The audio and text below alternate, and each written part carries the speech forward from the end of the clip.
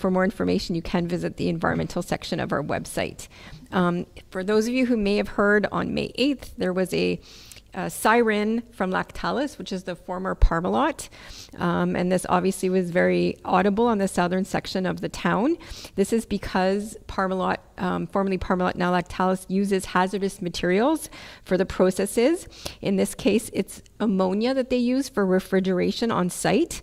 So residents wishing to learn more about the safety precautions can just type the Montreal siren test, and it'll then bring you to a page directing you specifics to why it's mandated to have the siren test done on a regular basis to make sure, in case there's an accidental spill, that this can be addressed with alerting the residents in close proximity.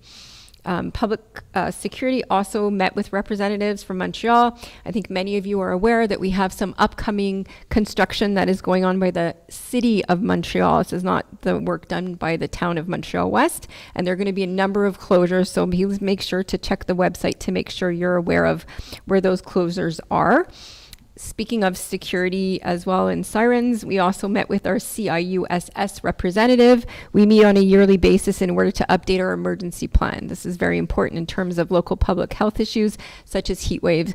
Donc, on va faire des mises à jour sur notre plan de sécurité. Par exemple, s'il y a des problématiques au niveau de santé, comme les canicules, on pourrait les adresser. Donc, on a fait une mise à jour de notre plan de sécurité.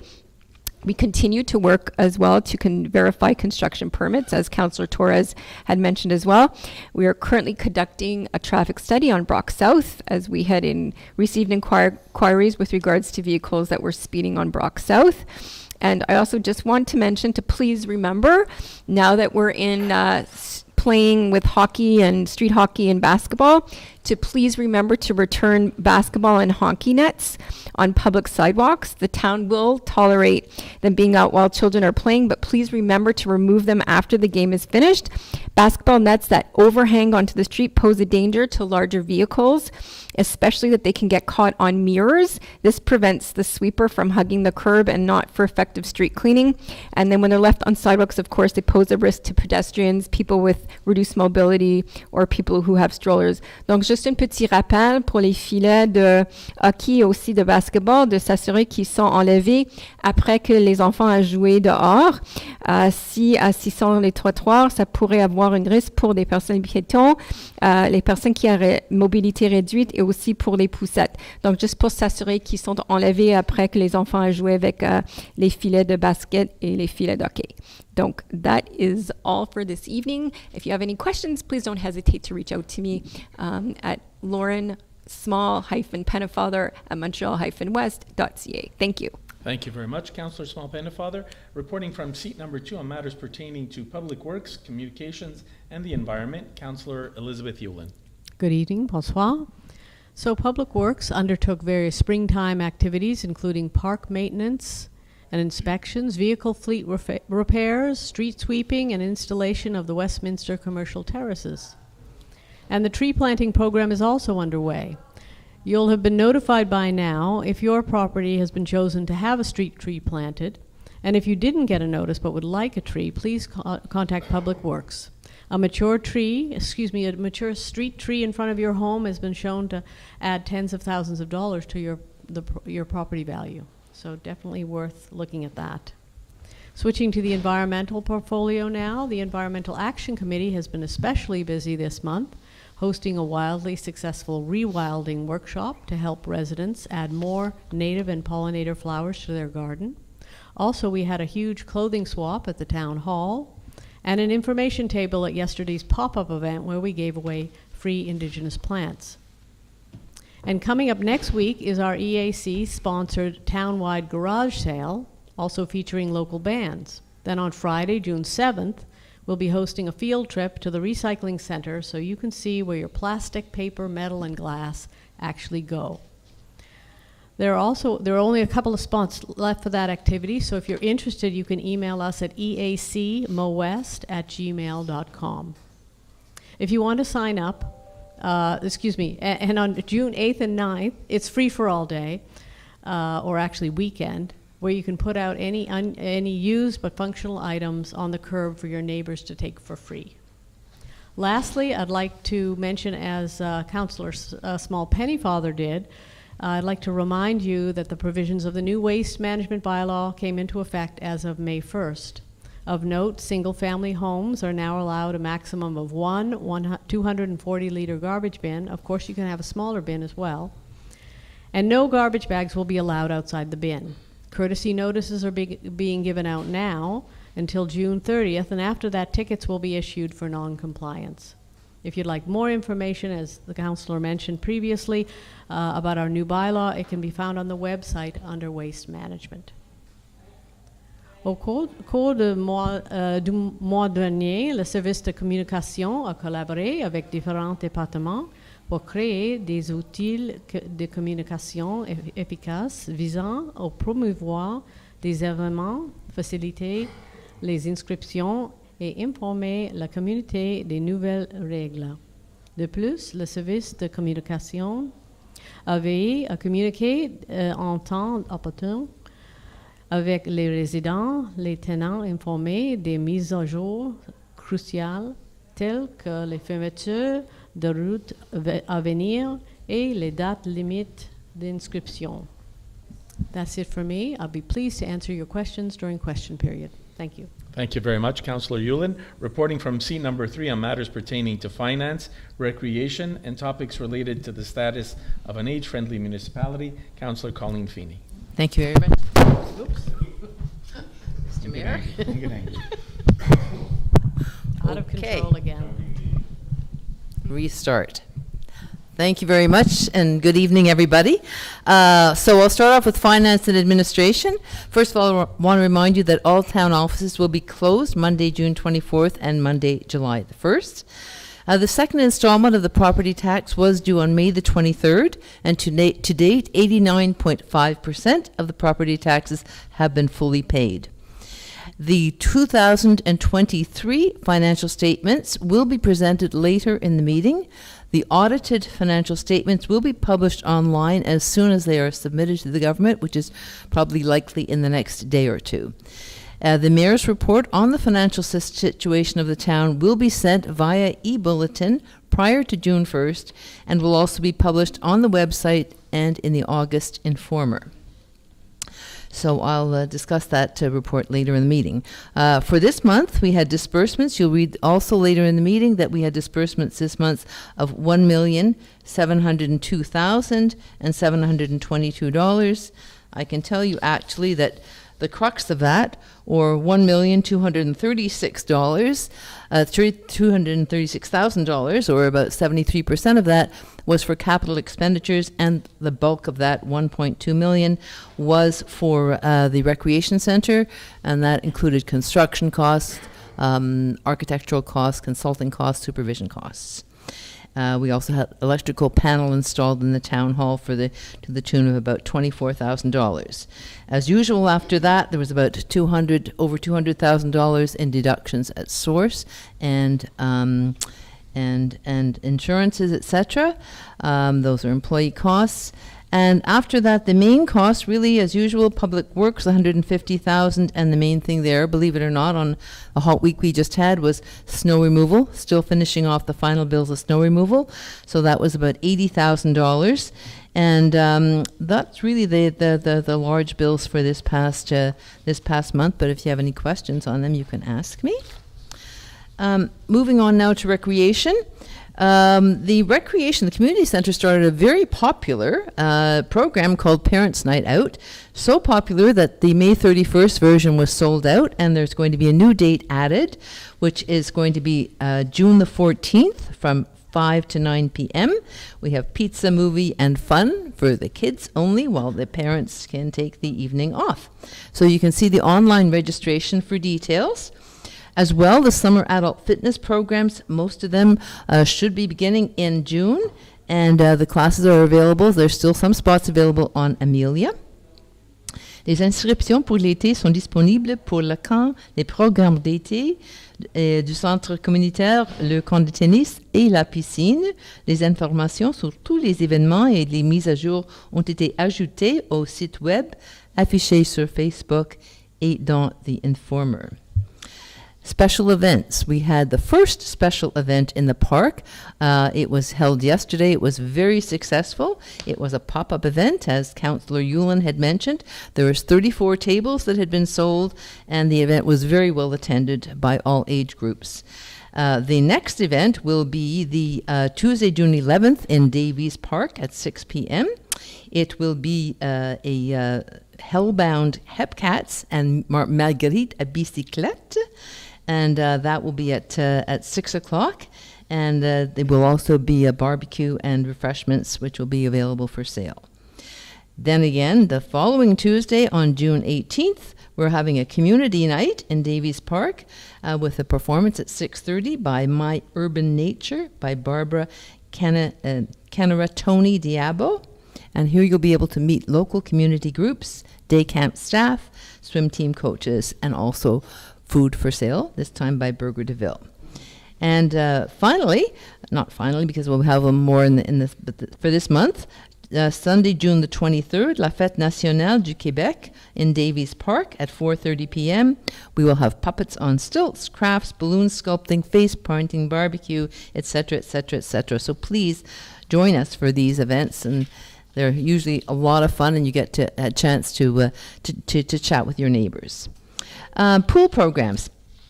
Registration continues for pool programming hosted out of Côte St. Luc Aquatic Centre this summer. Over 110 kids have registered to continue the Montréal-Ouest Aquatic Club tradition of training and competing in the Alps program, the summer swim, and the diving competition. Without a home pool to meet, to put our meets at, other pools in our association have graciously offered to host for us. We have head coach Benjamin Polke, and following in the footsteps of his parents, who will be leading our team for a summer of fun events, stroke improvement, and team spirit. We recently added a dedicated shuttle bus option for morning practices from Montréal-Ouest to Côte St. Luc Pool for parents who may have a harder time getting their kids to the pool. So that's a further option. So check Amelia for all those details. Camp, again, great registration there. Over 260 kids have registered, and we're on our way for a great summer. The staff has been hired, and the managers began work on May 24th, preparing a fun and safe summer for our campers. Space remains in select age groups for weeks and weekly registration spots that have been opened. Again, we also have the master's programming, aquafit, and life-saving programs that we have some spots left. And finally, seniors. We had a very successful Caring Neighborhood Day on May 25th, this past Saturday. Seniors or others who had limited mobility were invited to register for assistance with outdoor chores. It was a lovely day. We were able to help 16 residents doing anything from grass cutting to furniture, lawn furniture cleaning, etc. And it was truly appreciated by the residents concerned. So I want to give a especially big thanks to Danny Holland, our Seniors Advisory Committee member who orchestrated this whole program. Also, great thanks to the students from Loyola who volunteered for it, to the members of the Environmental Action Committee who were there as adult supervisors, and also to the members of the Seniors Advisory Committee who also were there as student supervisors. It really worked so well. We really do hope to be able to continue this and maybe even expand upon it in the future. Another seniors activity, which has just started this year, is going very well, is the Active Walking Group. And they have one more session before the summer, and that's going to be on Tuesday, June the 4th. They're going to Parc La Fontaine, so please call the community center to reserve. It's $5 for residents. And there will be the free talk, which had to be postponed, from Ayurveda, will now be held on June the 12th at 1 p.m. at the community center, as well as a barbecue on June the 6th. We need to register for that. And I will note that the trip to June the 19th to see the play A Perfect Wedding is full. So that's my report for tonight. Si vous avez des questions, vous pouvez les poser après la réunion, ou vous pouvez m'envoyer un courriel. Merci beaucoup. Thank you very much, Councillor Feeney. We're going to move on to the public question period, the first public question period. We will answer questions from the floor for a maximum of 25 minutes. 2 questions per person, a short preamble, your first question, and a follow-up question if you'd like. I will remind you it's a question period, not a debate period. After questions from the floor, we'll answer questions from residents that have been submitted online until 2 p.m. today on any topic. Same rule applies, 25 minutes total, 2 questions per person maximum. In the second question period, we'll take questions pertaining to the agenda only, submitted via our website during this meeting. We will limit it to 10 minutes from the floor and 10 minutes online. And I see there's some people here that submitted questions online, so it's one or the other. You're more than welcome to ask the question live, or if you prefer, we can read the question that you submitted online. So please step up to the microphone, state your name and your address for the file, and please ask your question. Good evening. Andy Malalepsi, 321 Brock North. So 2 comments, 2 quick questions. Thank you very much for all of the events that you've planned in the past and going forward. It's very much appreciated by the residents and particularly by the kids. So thank you all for that.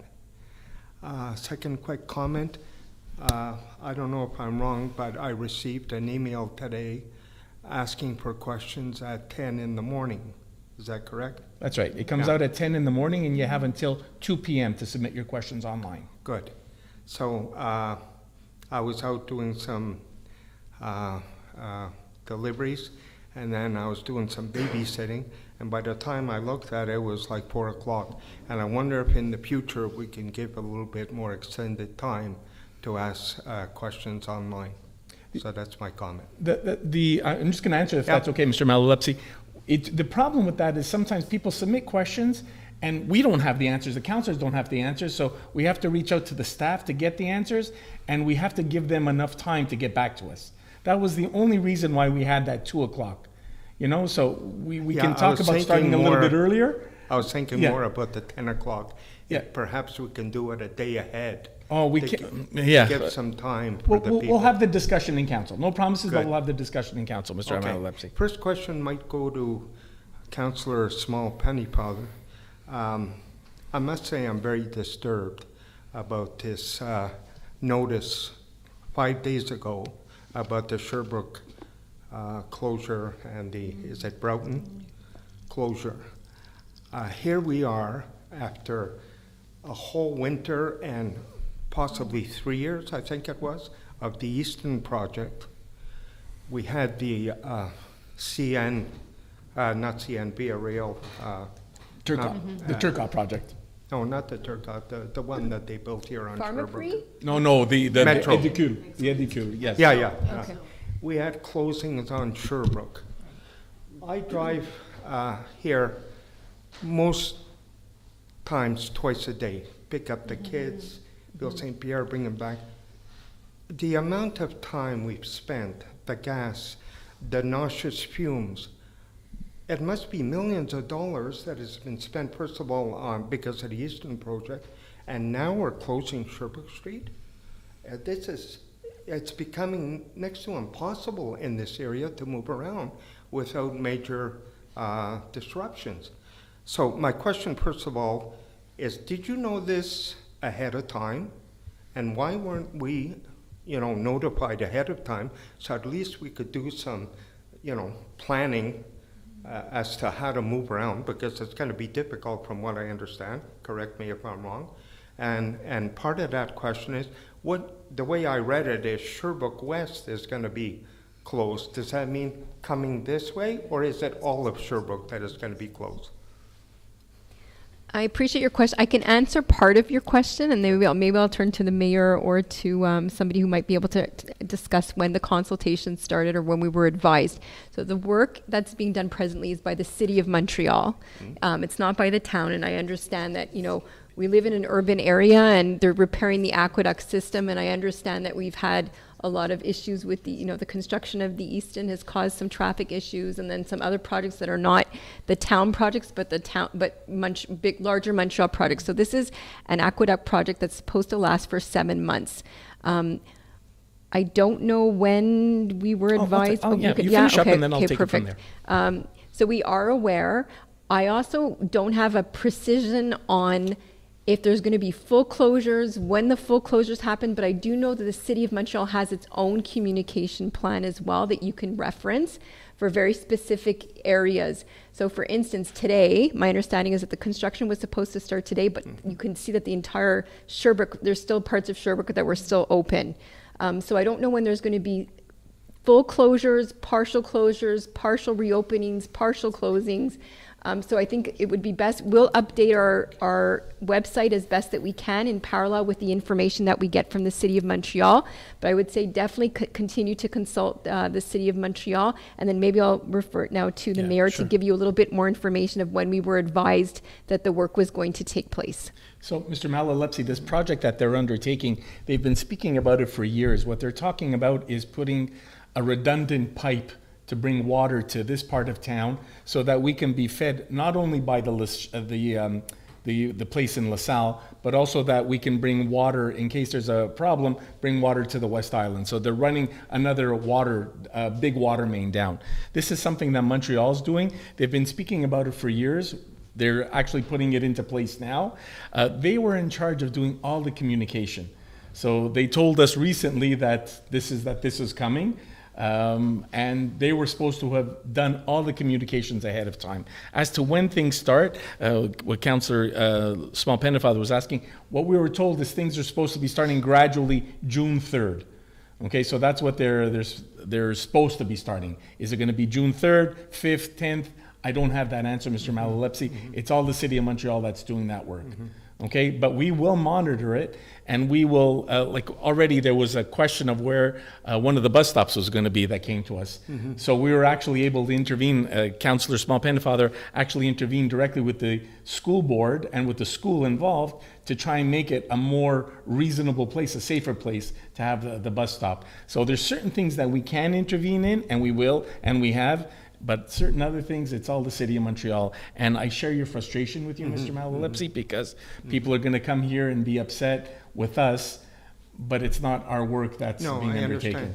Do we have any provision of how we're going to, divert traffic as it piles up? Because I would imagine if they're cutting off Sherbrooke, it's going to be a mess, especially around that intersection.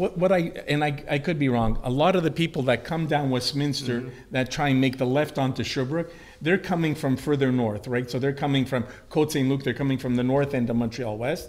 I'm assuming those people are then going to divert and go over to Fielding or to Northview and come down West Broadway after the work is done on Sherbrooke, after the construction zone, I want to say. And if they have to get back onto Sherbrooke, they'll learn and they'll go further, they'll take it further north rather than coming all the way down to Sherbrooke and making the left.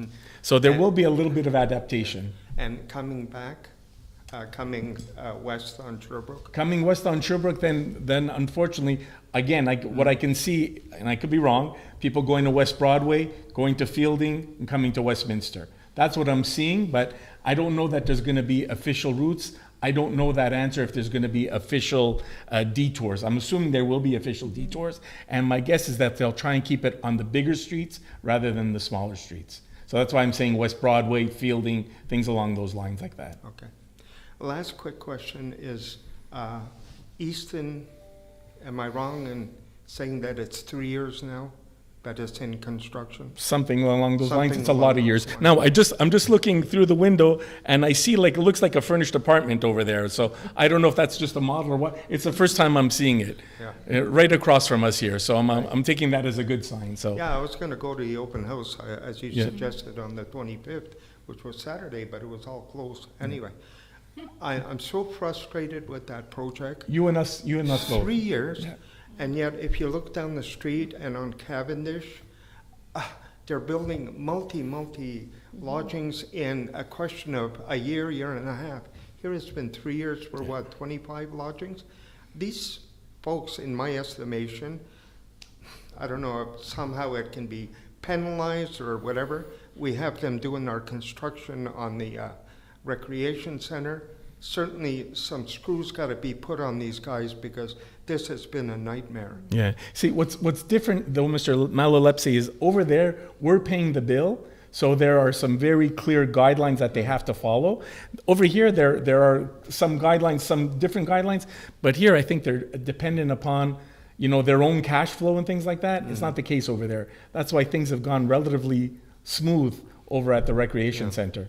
We haven't had they haven't had to stop work for whatever the reasons are. But like I said, just as I sat down, I saw the light over there and I was encouraged. Because until now, I kept driving by and I kept seeing studs. And I never saw gyprock, and it was very, it was disconcerting that they hadn't been making progress. But I'm seeing a little bit now. Yeah. I'm hoping this is what it is. No, I just hope in the future, and I'm not suggesting you didn't do it, but, there should be some real thought put into who are we going to get to develop these places, not only per cost, but also for, rapidity and stuff like that. Anyway, Yeah. Thank you, Mr. Malou. Thank you.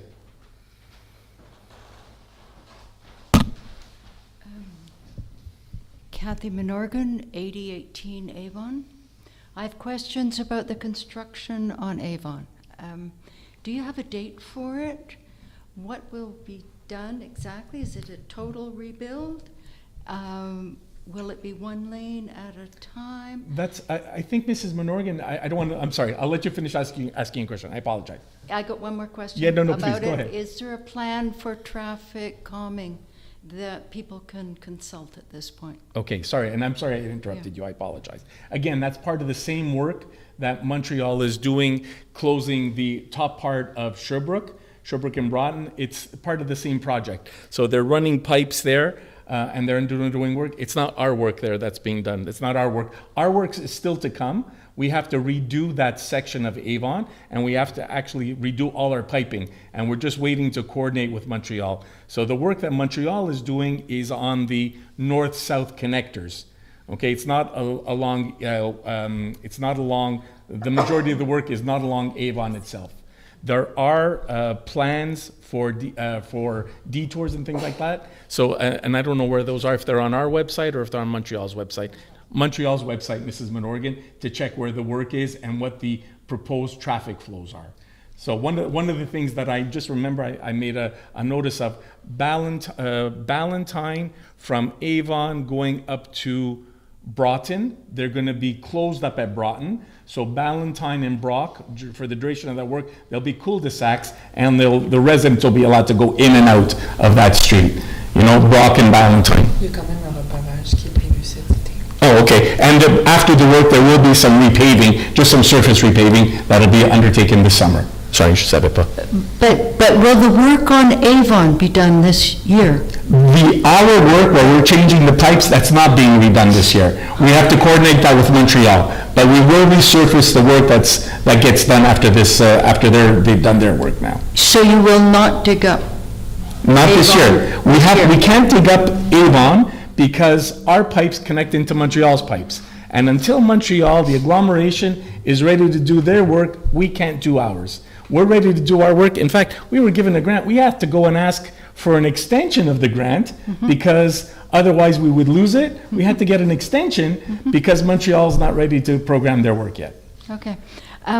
Okay, one more question. Could we please have a switch fixed on the southeast traffic light? It's been a year since there's been no The pedestrian light, ma'am?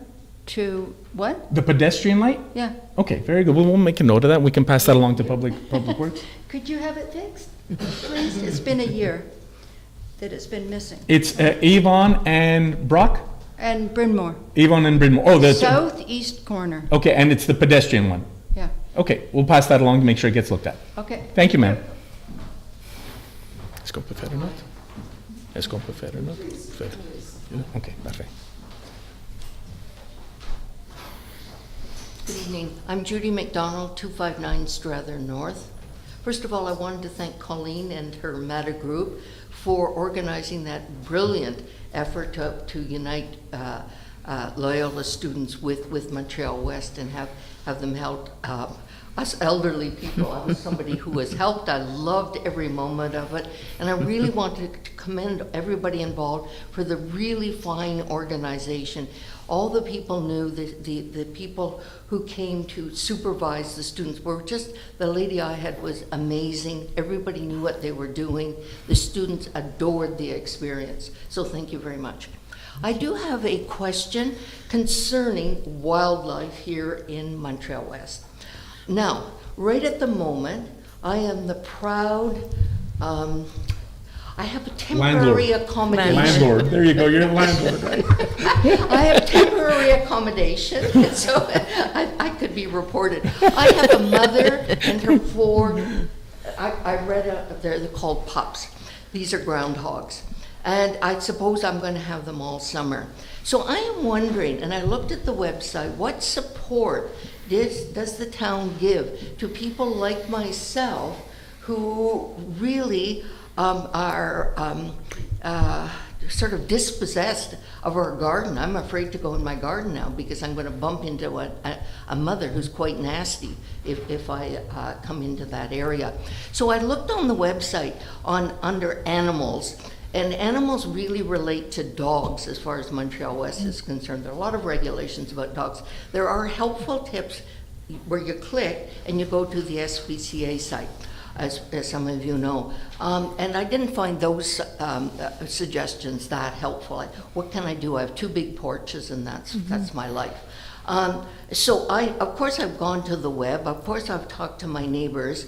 What can we do to help ourselves? It would be so great if some suggestions could be given. Of course, I have read about ammonia, I've read about vinegar, I've read about garlic and whatever. But what are the outstanding ones? I need some guidance, some direction. And maybe what you could have is a forum. How have other people in the community dealt with these problems? So now I'm going to go up and down. I heard somebody down the street had a big problem, and how did she deal with them? So I'm just wondering, I know you don't take, I did read you don't remove dead wildlife. That's okay. I don't have any dead wildlife at the moment. But would you ever consider entering into giving guidance or advice in this area? Councillor Small-Pennefather, please. I very much appreciate your question, Mrs. McDonald. I'll just tell you why as well, is because when we moved into our house, we had a family of skunks living underneath our porch. So that was quite difficult. So we don't have any experts on staff for the town. So there are private companies that do deal with the removal of these kinds of wild. Yes, and I understand. But on private property, we don't have the expertise to do it. The SPCA will come if the animal is deceased or if the animal is sick. And I can give you a phone number. I know that they are healthy, but at this time of the year, we do encounter wildlife because they just have their pups and they are present, and the mother is probably going to be a little bit more aggressive because she still has young ones. But the best suggestion I can give you, and that's the same thing that we did ourselves, is that you will have to consult an expert company to deal with the removal, and they will do them in a humane way, and they will put them in an area that's safe for them and move them. Like ours, I think they took them and they brought them to Hudson and let them out that way. But there's a lot of urban sprawl, and when that happens, you get more and more of these wild animals coming as well. And I understand sometimes it can be a nuisance, but the best advice really is to contact one of the private companies that can assist you with that. They'd be best placed to do that. And if you want to contact me by email, I had a company come that didn't feel all that expensive to me to get squirrels out of my roof. So, and they're a company that basically deals in wildlife. So I don't want to talk about private companies necessarily in advocating for one or the other, but if you want to email me, I can give you the number of the place that I dealt with. And it was one guy, and he was very good, and he might be able to take care of that situation. Thank you very much. And if I could just add, Mr. McDonald, similar to what Councillor Yulin just said as well, I had a company come in, and they actually had like a couple of different prices for me. And one of the prices, which took care of it, I also had squirrels in my soffits. They put like a one-way door. Yeah, that's right. Yes, Yeah. I've read about that. Yeah, they put the one-way door, so they were able to get out. They weren't able to get back in. Took care of the problem. Wasn't expensive. Relatively wasn't expensive. And if you're active on social media, there's a Montreal Facebook page, Montreal-West Facebook page, and you can actually do in the search function on the Montreal-West Facebook page. It's a town. It's not a town page, but it's a resident page. If you Google like pests or whatever, it could come up, and you might see some suggestions from other residents of companies that they've used in the past to assist with that. I have seen that on the Montreal-West residents page. I didn't know about that page, so thank Yes. you very much. Okay, no problem. Thank you. Thank you, Mrs. McDonald.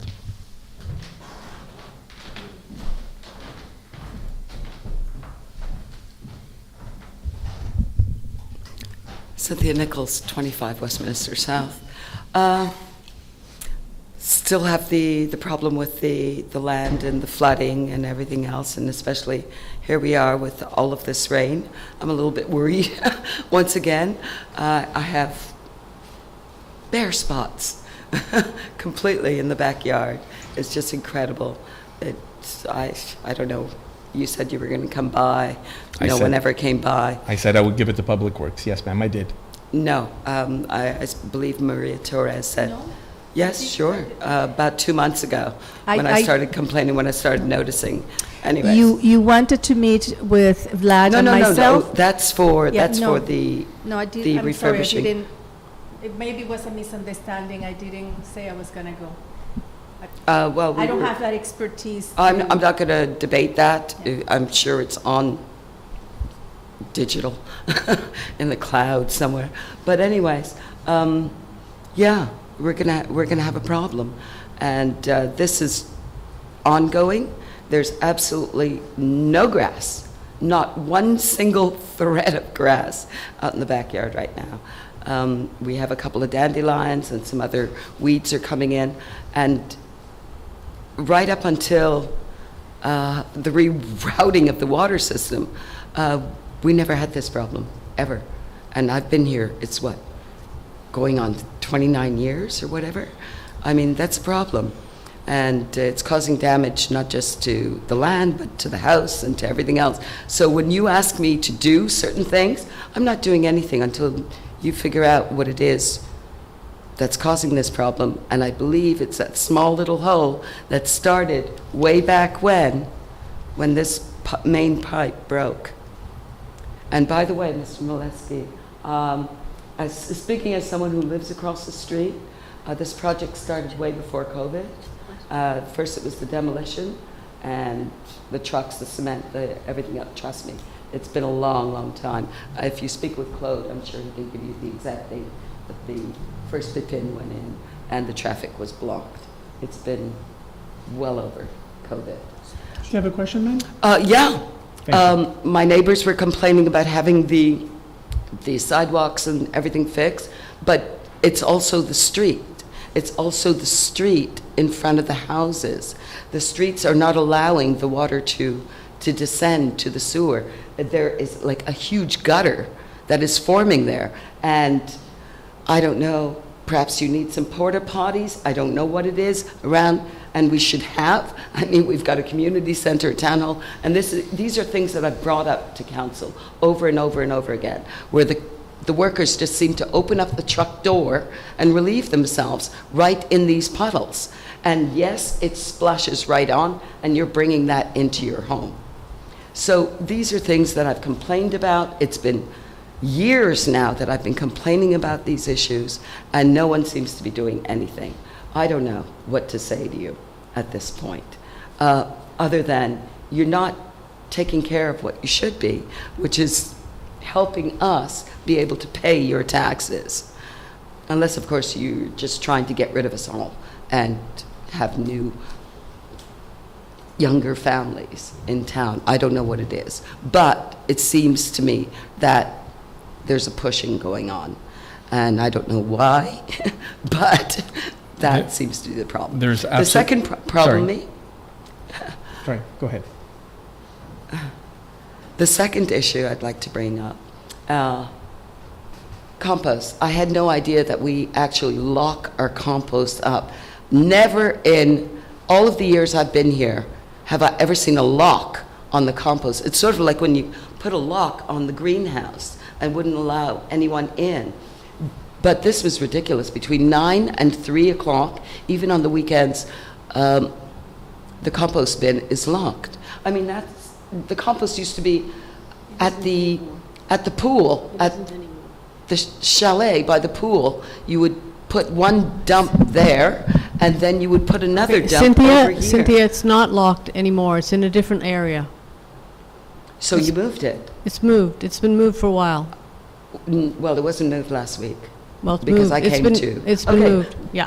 Then thank you for doing that, because I couldn't believe that Yeah, okay. I couldn't get. Okay, but that's not the issue. The issue is that I came to get some, and not realizing that there was a little sign posted, sorry, from 9 until 3, there's a worker here who will give you the compost. I came inside because I saw a bunch of women coming around on Victoria Day, probably about, I don't know, 11 o'clock in the morning or something like that. It was before lunch, definitely. And I saw them coming in. I said to myself, oh my God, isn't it supposed to be locked? The community center, the town hall, they're locked, unless, of course, there is, and this is something that you specifically said to us, the residents, that the town hall cannot be operational unless there is a town worker by the union.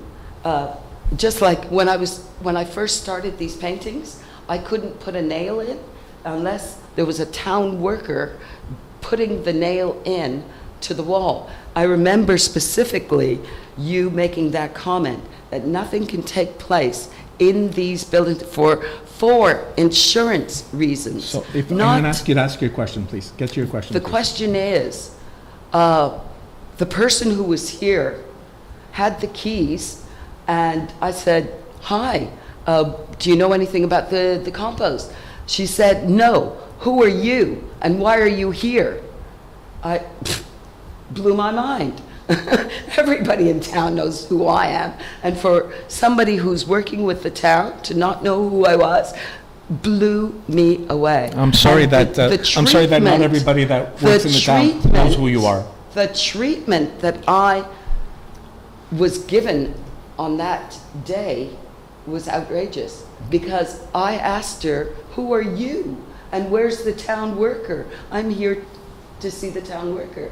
And she said, I have the keys, you're not supposed to be here, get out or I'm calling the police. And this was right here at this door, not even 3 minutes. So I suggest that maybe she was not supposed to be here for insurance purposes, but yet someone gave her the keys and called her a town worker. She is not a town worker, unionized by these people. Thank you very much. That's an issue, because things go missing and we have to replace them. Thank you very much. Thank you. Mr. Soden.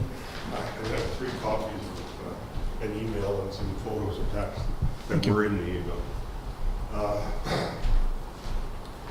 It's a, back in February, the town came and cut all the branches on our spruce tree on our front lawn, and without asking, and they said, oh, we can do that because we're the town.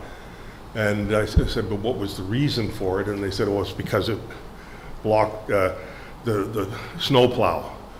But they cut the branches behind the telephone pole, and just up the street and down the street, there are other trees that are going right up to the curb, and they're not touched. So I think a town should, you know, if you have bylaws, like how things are supposed to be, have your trees trimmed to a certain point, there should be a fair and consistent, you know, enforcement of those bylaws.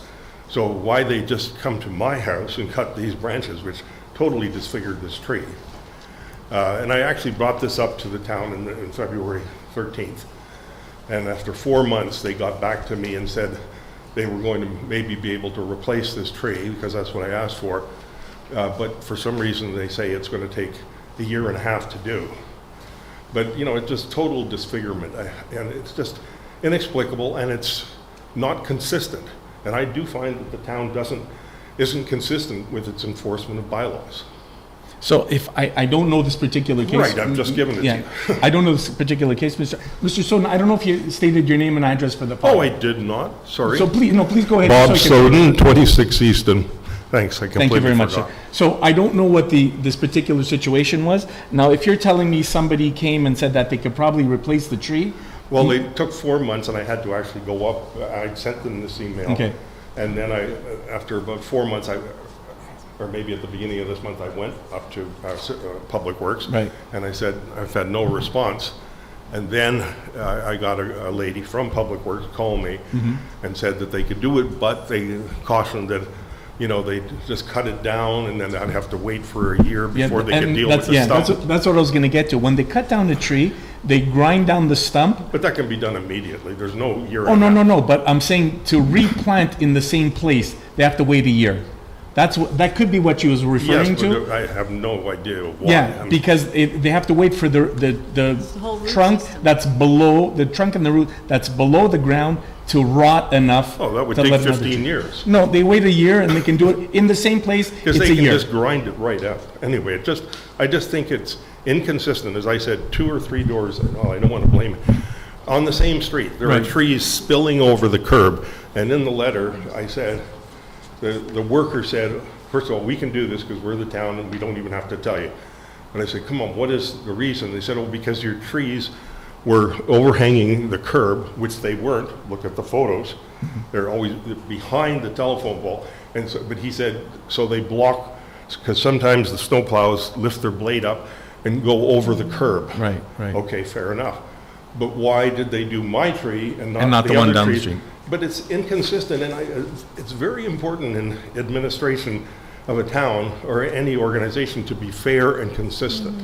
Fair enough. And I don't Fair enough. understand why So they're not. we'll get some information. I unfortunately, like I said, it's the first I'm hearing of this. Okay. It's now, the Director General's now aware of it, so she can address if there's some kind of inconsistencies that you're referring to. Yeah, well, She can yes, have that that's looked what I into. think. Well, I think going forward, the town should be more consistent, Absolutely. which has nothing to do with my problem. No, but Not going my forward. problem, but- Fair enough.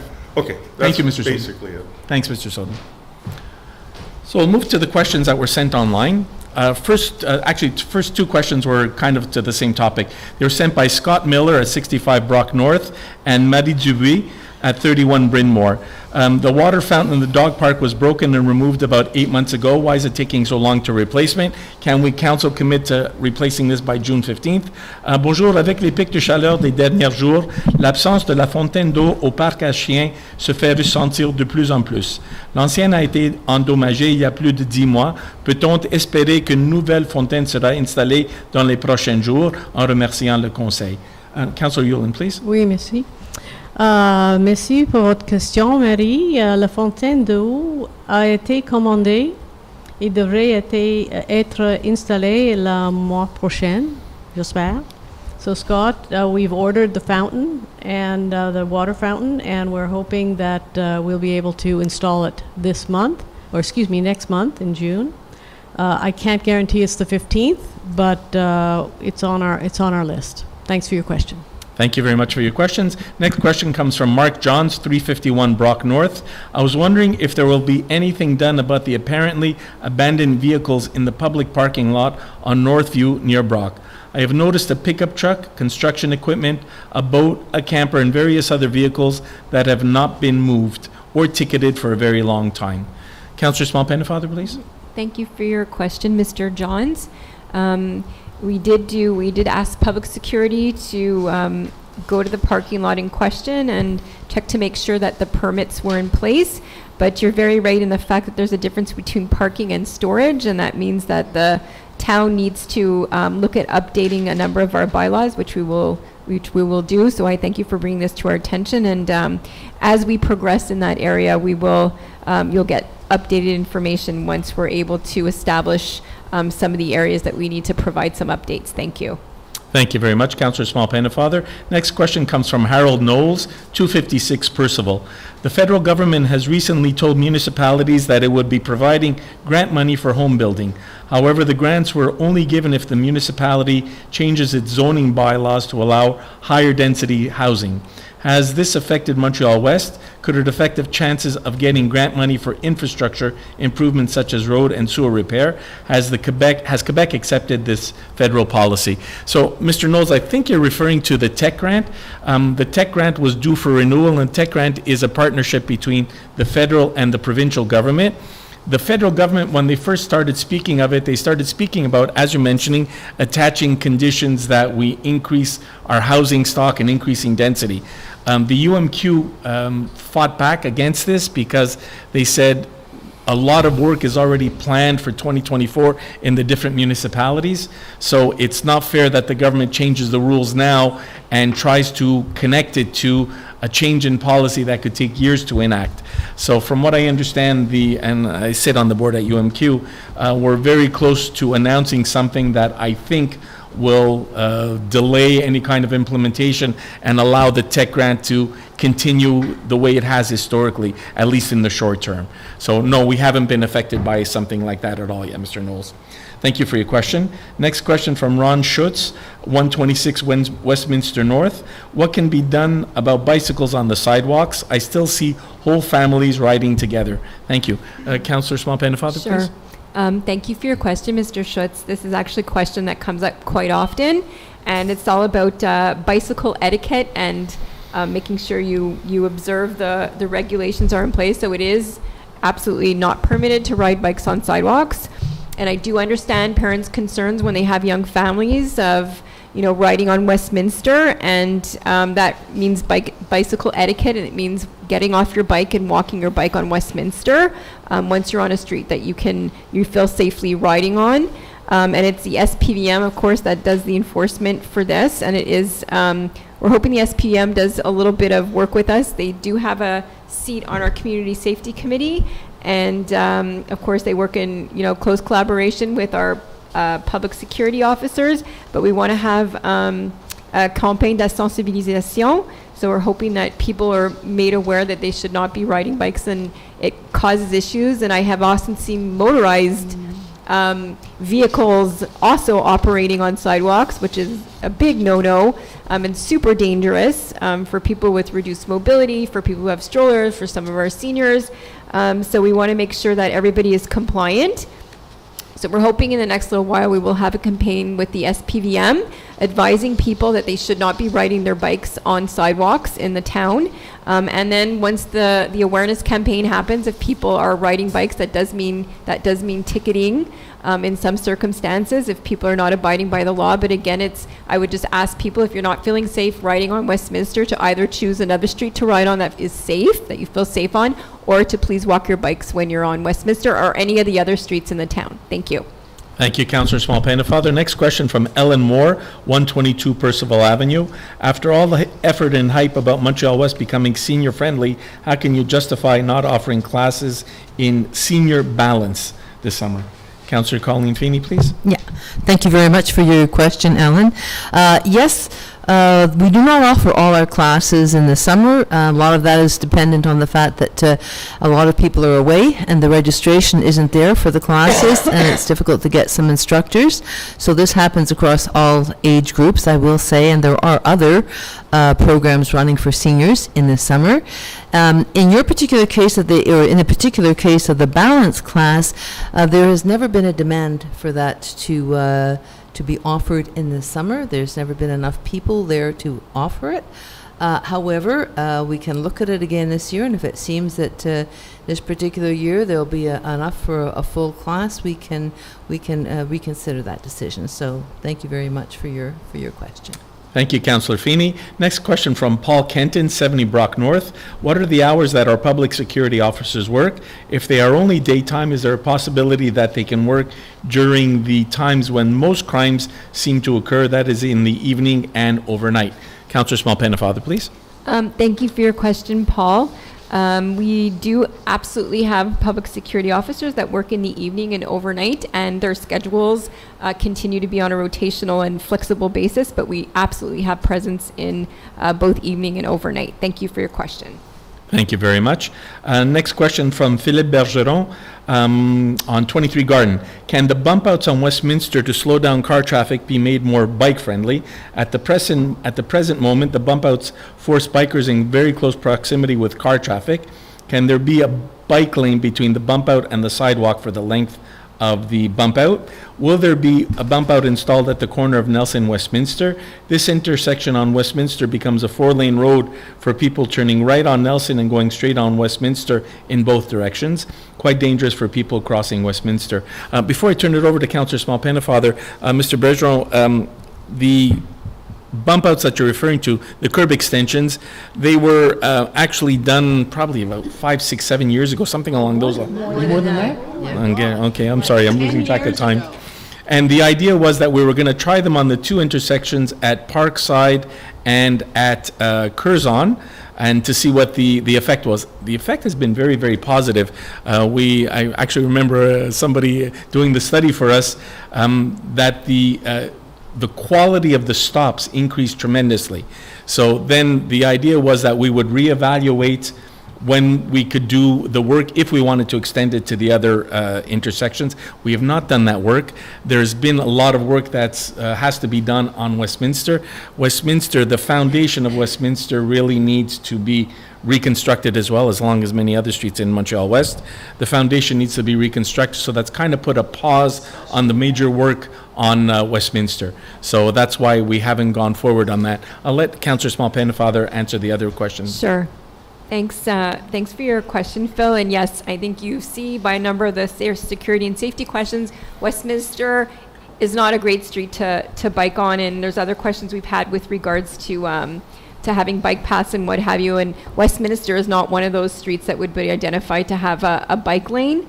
It's a transit street, and we know that it's heavily trafficked and that it would be dangerous to add a bike lane. There isn't currently any plans to install a bump out on Nelson Westminster, and as the mayor had said, these were installed for traffic calming measures, and we do recognize that across the length of Westminster and the town, from north to south and south to north, there are a number of intersections that are problematic, and we continue to look at these through our Community Safety Committee.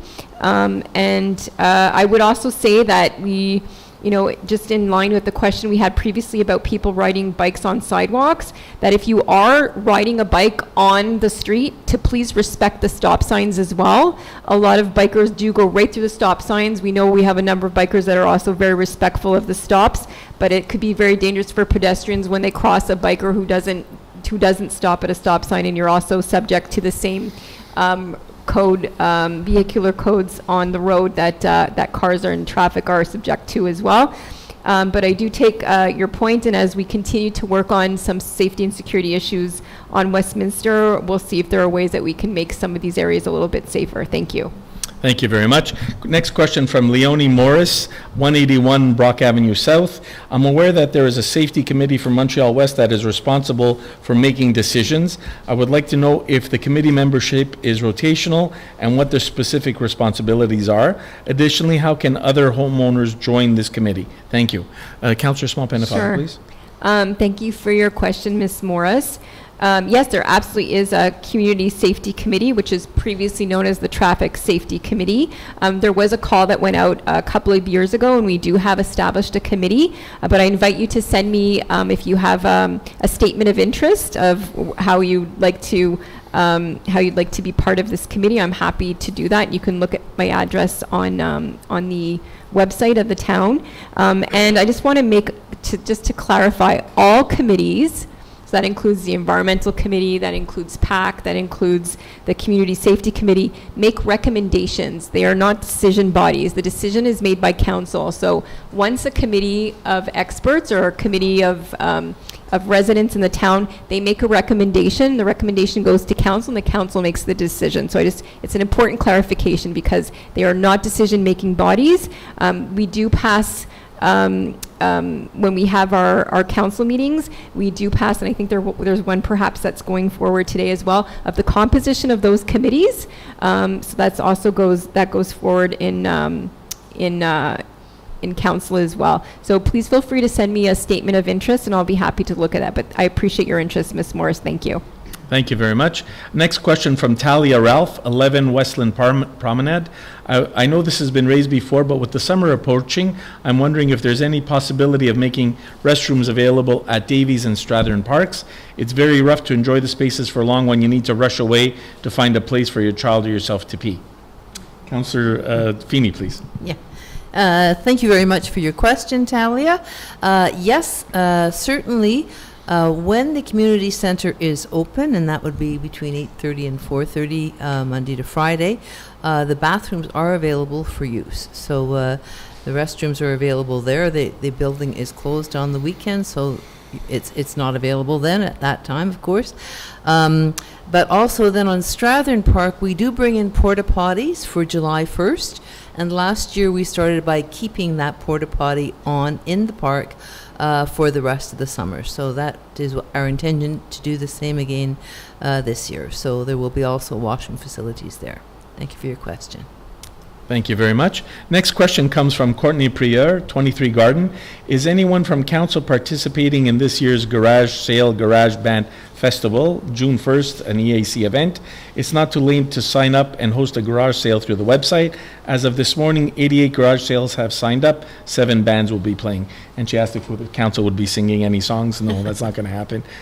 So come and enjoy the day and possibly give an item a second life instead of throwing it out, Courtney and Phil. So just to let you know, I've already registered, so we'll be participating on June 1st.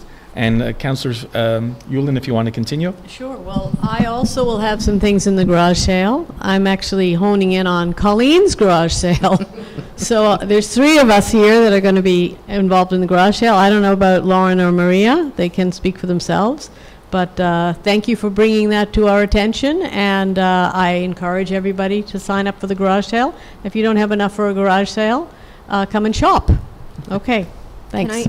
Yeah, go ahead, Can I ma'am. just make a comment as well? I don't know, I guess a lot of people have recognized, or residents have recognized, we've really been trying to contribute to a circular economy in the town, and we've offered a number of venues. We've had, secondhand sales. We had, the tables that recently took place in the park this past Sunday.